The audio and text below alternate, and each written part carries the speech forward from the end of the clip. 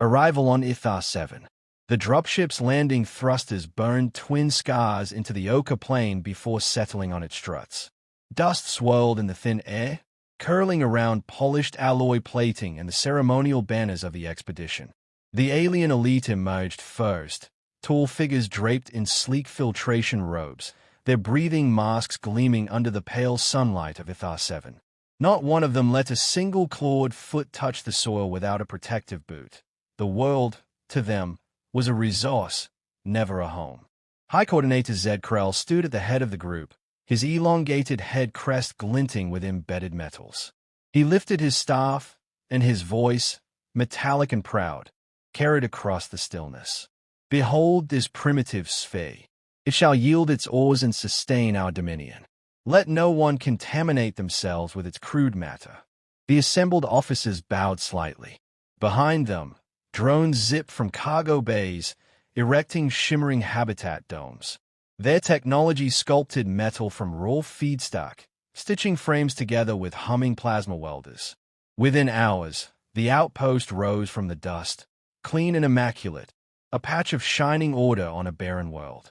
Maya Coltrane lingered at the edge of the ramp, her human boots scuffed and her hair tied back beneath a sun-shield hood. She was an outsider in every sense, hired under contract as an agricultural advisor because the alien planners needed a token expert on ecosystems. In truth, they had no interest in her expertise. They assumed the planet's surface was inert, sterile, and best left untouched. As she stepped onto the plane, she crouched and let a glove hand run through the ochre soil. It crumbled between her fingers, gritty yet fragrant in a way that surprised her. The scanner on her wrist ticked faint readings, mineral-rich, faint traces of organic compounds. Her eyes lit up. "This isn't dead ground," she murmured. "You've got dormant life down there." A shadow fell across her. She looked up to find Tivrin, a junior technician with pale green eyes and nervous spines along his neck ridge. He recoiled slightly at the sight of soil on her glove. "You should cleanse," he said in a low voice. Coordinator Zed Krell decreed we maintain sterile conduct. "That soil is unworthy." Maya smiled faintly. "Unworthy. Funny word for something that might save you later." Tivrin didn't answer. He backed away, careful not to brush against her. Around them, the camp took shape, gleaming alloy paths, sealed food stores stacked under shields, automated hydrostills humming as they condensed water from the thin atmosphere. The aliens kept their movements precise, as though stepping onto the planet only through layers of technology. That night, under the glow of alien lanterns, the first meeting of the Command Council was called. Maya stood at the perimeter of the circular chamber, listening as Zed Krell's voice echoed. "Our supply line will maintain steady shipments. The mineral harvest begins at dawn. Our imported nutrient packs will suffice. There is no need to consider local options." Maya raised a hand slightly. "Coordinator, with respect, I've been studying the surface. There's viable biomass here. If we—" Zed Krell's crest flared, silencing her. "We do not stoop to primitive farming. We do not dig into dirt like beasts. Our convoys are precise, our technology supreme." She pressed her lips together. "Convoys can fail. Crops don't need convoys." A ripple of disdain spread through the council. One officer hissed softly. Another turned his head away as though she had uttered a vulgarity. Zed Krell dismissed her with a flick of his staff. The meeting ended. Maya stepped back out into the alien night, the twin moons casting pale silver over the ochre plains. She knelt again, brushing aside a thin crust of dust, revealing darker soil beneath. The scanner on her wrist blinked again. Carbon traces, nitrogen, dormant microbial signatures. She looked back at the pristine camp, where lights gleamed and sterile routines unfolded. The aliens moved like statues, unwilling to bend, unwilling to soil themselves. They believed their convoys and machines would sustain them forever. Maya dug her fingers deeper into the soil, feeling its coolness, imagining what it might yield. She thought of her grandmother's garden on Earth, the scent of tomatoes and wild herbs after rain. She thought of how life always found a way, given a chance. She whispered into the empty night, "You're all blind, but I see it." This ground isn't primitive. It's potential. And as the alien camp settled into its first uneasy night, Maya stood on the edge of their artificial order, gazing over a planet they refused to touch. And already, she was imagining seeds. Seeds in the dust. The camp's neat routines began to fray by the end of the second week. At first, no one spoke of the missing supply shuttle. Delays happened. But by the 10th day, sealed ration crates sat half empty, and even the highest-ranking officers were whispering about skipped shipments. Maya noticed it in the way the aliens moved. Their postures stiffened, their clawed hands lingering too long over nutrient packs as if measuring crumbs. The drones continued their mining surveys, but the air in the habitat domes grew taut with unease. She cornered Tivrin near the maintenance station, lowering her voice. "You've seen the manifests, haven't you? How bad is it?" The young technician's spines flicked nervously. "We expected 3 more convoys by now. Coordinator Zed Krell says they are en route." "And you believe him?" Maya asked, eyebrows raised. He flinched, as though the question itself were dangerous. "We must. To suggest otherwise is to think for yourself." Maya cut in gently. She sighed, glancing past him to the ochre fields beyond the perimeter fence. "Listen, Tivrin. I can help, but I need ground. Real ground." Tivrin's eyes widened. "You mean the soil? That's forbidden." Maya laughed quietly, a sharp sound against the hum of the generators. "Forbidden won't fill your bellies when the packs run dry." That evening, she approached Zedkrell in the command dome, presenting her findings, mineral readings, microbial life signs, and a proposal for a small experimental plot. The High Coordinator barely looked at the data. "Your insistence is tiresome, human. We are not scavengers. We will not wallow in primitive filth." "You're starving," Maya said flatly. Zed Krell's crest flared in outrage. "Enough. Leave." Maya clenched her fists but turned without another word. Outside, the alien moons hung low, casting sharp shadows across the camp. She waited until the perimeter patrol drones swept past, then slipped through a maintenance gap in the fencing. The plane stretched out before her, silent and expectant. She knelt, pulling a small canvas pouch from her belt. Earth seeds, hardy varieties meant for disaster zones. Quinoa, kale, drought-tolerant potatoes, the kind of plants that had saved settlements on Earth-scarred regions. She dug with her bare hands, feeling the cool texture of Ithar 7's soil. It was soft beneath the crust, dark and alive. She whispered to herself as she worked, "You'll take, won't you? You'll show them." She buried the seeds in careful rows, pressing the soil down and setting up thin irrigation tubes fed from her personal water allowance. Every drop mattered. The alien wind brushed her cheek, carrying faint scents of minerals and something else, something green that waited. The days that followed grew harsher. Ration packs were halved, then halved again. Maya watched officers trade silent glaze in the mess hall as they sipped nutrient broth. Zed Krell's speeches grew sharper, brittle pride cracking under the weight of hunger. Tivrin found her again one evening, near the edge of the fence. "I saw what you were doing," he whispered. "You shouldn't. If they find out, they'll thank me," Maya replied without looking up. She was adjusting the tubes, checking soil moisture with a small sensor. "Or they won't. Either way, they'll eat." Tivrin crouched beside her, hesitating, then reached out a clawed hand. For a long moment he hovered, unwilling to touch the earth. Finally, he pressed his fingertips into the soil. His spines shivered. "It feels alive." Maya smiled. "It is, and soon, so will you be." He stared at her, his voice hushed.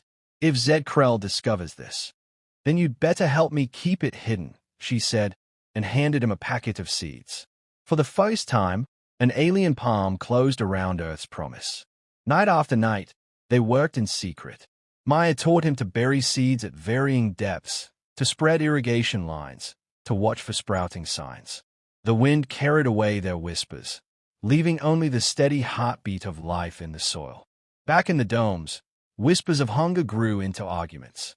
A lower-ranking officer collapsed during drills, and Zed Krell dismissed it as weakness. Maya saw something else in the soldier's eyes, fear, and the first glimmers of rebellion against pride that starved them. One dawn, Maya and Tivran stood over the plot. Dew, thin and precious, clung to the earth. A tiny green shoot had broken through, trembling in the alien breeze. Maya knelt, brushing the soil aside gently, revealing the first true leaf. Tivran gasped softly. It lives. Maya grinned. It's only the beginning. The camp remained blind, proud, and hungry. But beyond their fences, in soil they refused to touch, something had begun to grow. Quiet, defiant, and very human. The green breakthrough. The first shoots multiplied quickly, green blades pushing through ochre soil as if the world itself were waking from a long sleep. Maya crouched over them in the pale dawn, adjusting irrigation tubes and whispering encouragement. Beside her, Tivran's taloned hands hovered uncertainly, then brushed the soil with a reverence alien to his kind. They grow fast, he murmured, eyes wide. They've been waiting for someone to let them, Maya replied, brushing dirt from her palms. They'll feed you, Tivran, all of you. The secret garden expanded. Under salvage panels, rows of hardy plants flourished, leaves unfurling under Ithar 7's thin sun. Maya and Tivran tended them every night, covering tracks before patrols passed by. Hunger gnawed at the camp. But here, beyond the fence, life thrived. Then came the day one of Zed Krell's officers fainted during a drill. A ripple of panic spread through the ranks. The nutrient packs were almost gone, the next convoy still absent. Murmurs carried through the habitat domes, quiet at first, then louder, sharper, accusing. You said the convoys would come. They will, Zed Krell snapped, though his own movements had grown sluggish. We are not animals. We will endure. But endurance was failing. That night, as Maya and Tivran checked the plants, a shadow loomed across the makeshift garden. Maya froze, her trowel halfway to the soil. Zed Krell stood at the edge of the panels, his robe billowing in the cold wind. Behind him, two guards flanked his tall frame, masks gleaming. His crest rose, eyes narrowing at the sight before him, alien soil alive with green. You dare, he hissed, stepping forward. You contaminate this camp with filth. Maya stewed, meeting his glare. I grow food. Your people are starving. Zed Krell's staff struck the ground. We are not vermin to dig in dirt. No, Maya said, voice steady. You're leaders. But what good is leadership if your people die while you cling to pride? The guards shifted, uneasy. Tivran stepped closer to Maya, his own spines flared in defiance.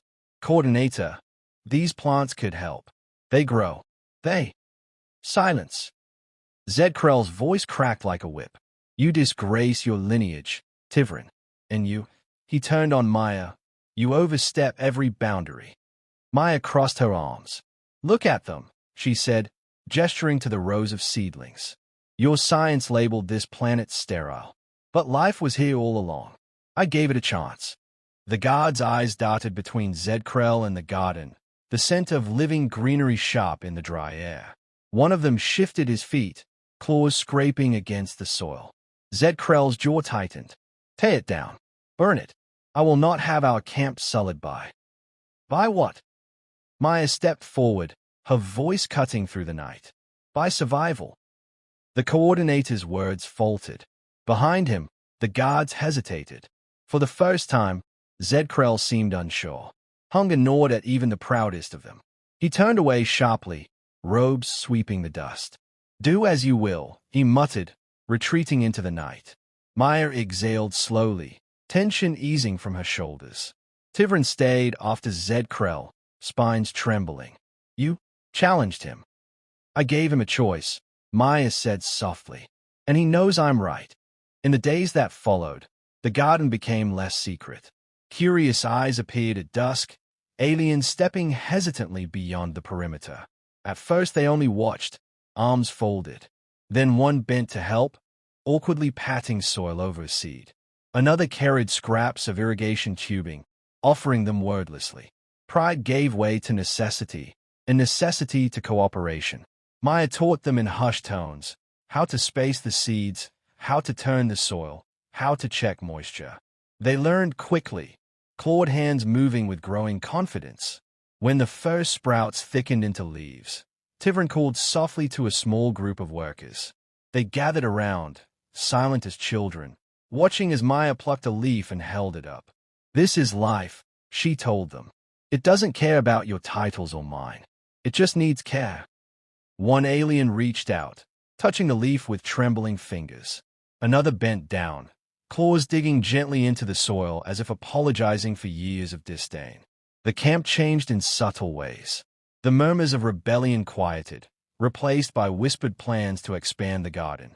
Green patches spread beneath the alien moons, each one a quiet act of defiance against hunger and against pride. Maya watched them, smiling to herself. In soil they had refused to touch, these proud beings were finding something far greater than food. They were finding humility, unity, and hope. Harvest under alien moons. The wind smelled different now. Not dry and metallic as when Maya first stepped onto Ithar 7, but rich, tinged with the sharp sweetness of green growth. She knelt in the half-light of dawn, running a hand along thick stems heavy with seed pods. Around her, the garden stretched far beyond its original patch, weaving between cargo crates and power pylons, a patchwork of life on alien soil. Tivran crouched beside her, carefully lifting a broad leaf to reveal clusters of pale tubers beneath. His claws had long since lost their hesitation, now stained with earth. "They are ready," he said softly. "More than ready." Maya smiled. "Then let's show them." When they carried the first harvest into the habitat dome, conversation stopped. Workers, engineers, and guards alike turned toward the baskets brimming with strange green leaves and knotted roots. The aroma drifted through the room, warm and earthy, a stark contrast to the sterile air recyclers. One of the guards stepped forward, hesitant. This grew here." Tivran straightened, his voice firm.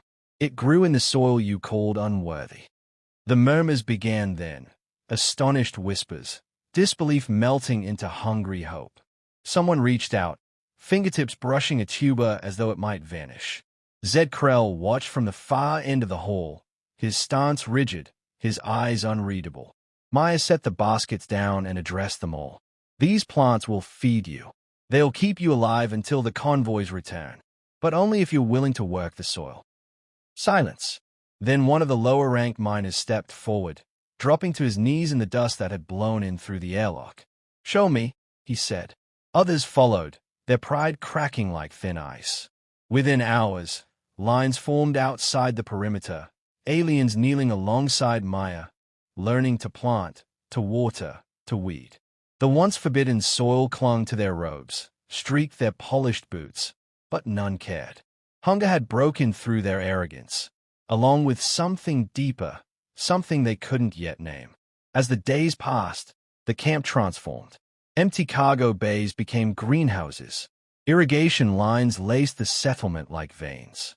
Aliens laughed softly as they worked, their spines bending over rows of thriving crops. Even the air inside the domes smelled fresher, touched by the living plants outside. And yet, Zedkrel remained apart. Maya found him one evening standing alone at the edge of the largest field, his staff planted in the soil as if anchoring him. The moons bathed the plain in silver light, shimmering on the leaves. "You should try it," Maya said gently, stepping beside him. "Plant something." Zedkrel's crest lowered slightly. "I spent decades teaching my people to rise above planets like this. To use them, never join with them. And now they kneel in the dirt." "They are not kneeling," Maya corrected. "They are growing." He studied her, the lines of his face softened by the moon's glow. "And you, human, you did this with a handful of seeds." "I didn't," Maya said. "The soil did. I just trusted it." For a long moment, Zed Krell stood silent. Then, slowly, he removed one glove. His hand hovered over the soil, trembling, before pressing down into the cool earth. His eyes widened as the dirt crumbled between his fingers, alive and fragrant. "This is not what I expected," he whispered. Maya offered him a small packet of seeds. "Nothing ever is. That's why you plant them." Zed Krell closed his hand around the seeds, his shoulders straightening. When he turned back toward the camp, his voice carried clearly. Prepare more ground. Tomorrow, we plant again. A cheer rose from the workers in the distance. Under alien moons, the once sterile outpost now pulsed with life, rows of green swaying in the breeze. Maya watched as proud claws pressed seeds into soil, as laughter rose where silence had ruled. That night, the camp gathered for their first true meal. Stew simmered in great pots, thick with roots and greens. The taste was simple, earthy, and astonishingly sweet. Aliens who had once scorned the ground now ate with tears in their eyes. Zedkrel raised his bowl. To the soil, he said solemnly. To life, and to the human who reminded us that survival does not come from pride, but from planting. Maya smiled, warmth spreading through her chest as bowls clinked together. She looked out across the camp, over the shimmering green patches thriving under alien stars. In the soil they had refused to touch, they had found not only food, but a future. And somewhere deep in the night wind, Maya swore she could hear the planet itself whisper back, alive at last.